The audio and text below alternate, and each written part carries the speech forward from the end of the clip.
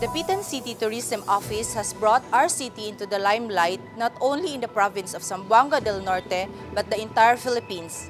Baguhay pa lamang nakadawat ang atong syudad og Certificate of Recognition being the first destination in Region 9. O kaning maong sertipiko, gidawat ni Miss Apple Marie Agulong, City Tourism Officer ning syudad.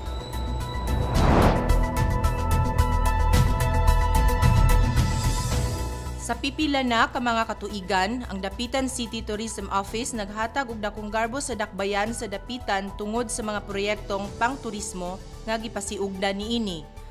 Baguhay pa lamang ang syudad sa Dapitan, pinaagi ni Miss Apple Marie Agulong, City Tourism Officer ning syudad, midawat sa duha ka pasidungog gikan sa Department of Tourism Region 9. Ang naasoy nga pasidungog mao ang top 1 destination of Region 9 ug most improved LGU. Diin dili ikalimod nga ang turismo sa Dapitan nagmalambuon sukad pa sa nakalabay nga mga katuigan ug padayon kining miuswag gumika na sa mga proyekto nga ang halangdong Mayor Seth Frederick P. Halosos mismo ang miplano ug mipatuman niini sukad sa iyang paglingkod sa termino ug mao kini ang nahimong basihan sa paghatag sa pasidungog isip most improved LGU of Region 9 kaniadtong Enero ning tuiga. That Dapitan received 2 major certificates of recognition. So ang una, mauni kani.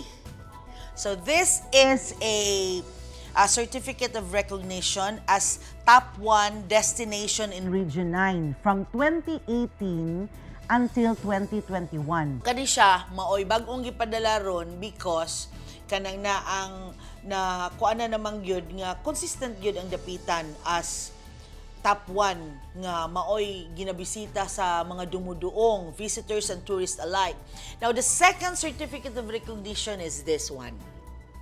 This certificate of recognition is given to Dapitan City, Zamboanga del Norte as the most improved LGU or city for having achieved outstanding accomplishments in tourism planning and tourism product and market development per consolidated data submitted from January to December 2022, thereby contributing to the immense growth and improvement of the tourism industry in the region. Given this 30th day of January 2023, Zamboanga City, Philippines, signed by Regional Director Dara May L. Catalunya.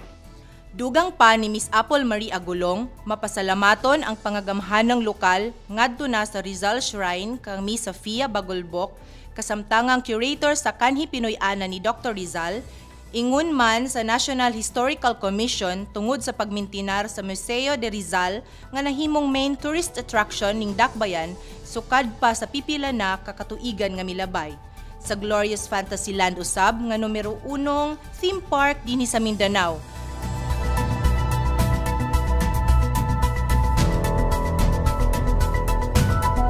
Ug sa Dakak Park and Beach Resort and Villa Angelina nga nakapadani usab og mga turistang lokal o international. Ingon man usab sa mga nagkalain-laing progresibong beach resort sa coastal areas ning barangay nga nahimong inala usab sa mga kasilinganang dapit. Gikan sa City Information Division, kini si Lermi Igiari Camara alang sa Dapitan karon.